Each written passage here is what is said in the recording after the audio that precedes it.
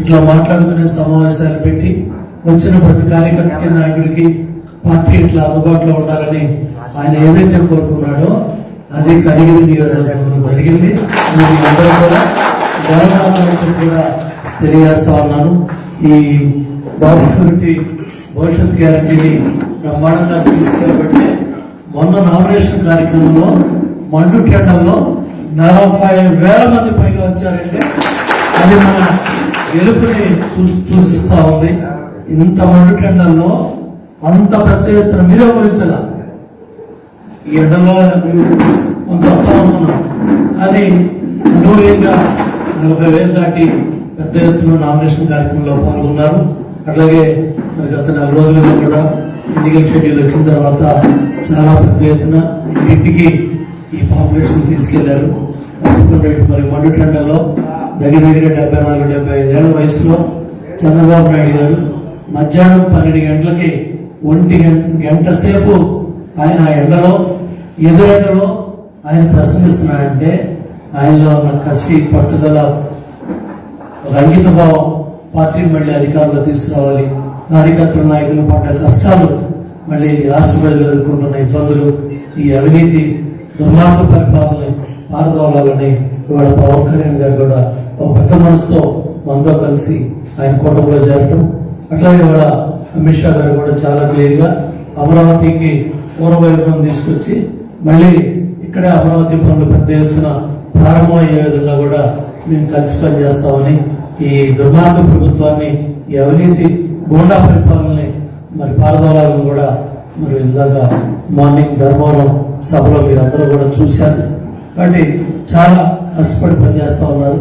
మిమ్మల్ని మనస్ఫూర్తిగా అభినందించడానికే చంద్రబాబు నాయుడు గారు ఇక్కడ పంపించారని చెప్పి మీ ఉగ్రణ కష్టం మీ నష్టం మరొకసారి చంద్రబాబు నాయుడు గారు చెప్పిరమ్మని మమ్మల్ని ఇక్కడ పంపించారు. అట్లాగే మన పార్లమెంట్ సభ్యులుగా శ్రీనివాసరెడ్డి గారు, మాగంట శ్రీనివాసరెడ్డి గారు పోటీ చేస్తా ఉన్నారు.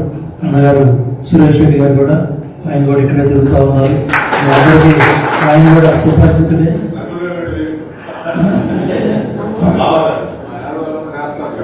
రఘువీరారెడ్డి గారి ఏకుడవుతాడు ఆయన తప్పకుండా. మరి శ్రీనివాస్ రెడ్డి గారిని కూడా ఒక సైకిల్ ఎక్కడ పంపించాలి, అమరావతికి, ఇంకో సైకిల్ ఢిల్లీకి పంపించాలి. 2 ఓట్లు మరి ఉదయం తెల్లవారి కోడి కూసేపాటికి మనం బూతుల దగ్గరికి వెళ్ళిపోవాలి. ఎందుకంటే ఎండలు తీవ్రంగా ఉంటాయి.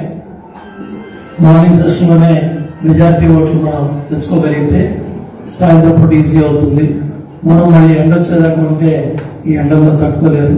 కాబట్టి మనం వాటన్నిటికి కూడా తగ్గట్టుగా ప్లాన్ చేసుకొని చక్కగా ఈ 4 రోజులు, ఈ వారం రోజులు కష్టపడితే ఆల్రెడీ 4వ తారీఖు దాటిపోతున్నాం.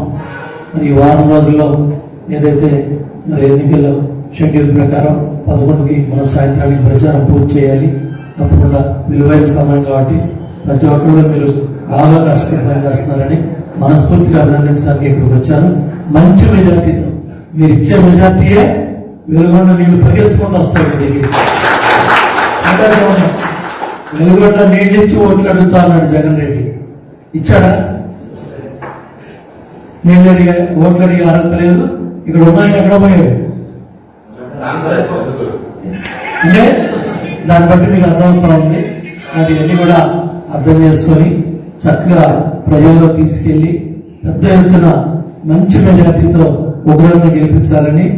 ఒక ఓటు సైకిల్ ఉగ్రానికి, ఒక ఓటు సీనానికి. ఓకే,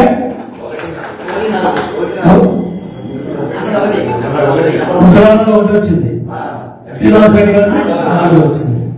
ఇవన్నీ కూడా ఇంటింటికి తీసుకెళ్ళాలి, మంచి మెజార్టీతో ఉగ్రాన్ని గెలిపించాలని కోరుకుంటూ మరి నెంబర్ 1 వచ్చేసాడు అప్పుడే. నెంబర్ 1 కష్టపడి పనిచేస్తాడు. అందరం కలిసి పనిచేస్తాం. తప్పకుండా మంచి భవిష్యత్తు ఉగ్రాన్ని ఉండాలని మనస్ఫూర్తిగా కోరుకుంటూ సెలవు తీసుకుంటాం.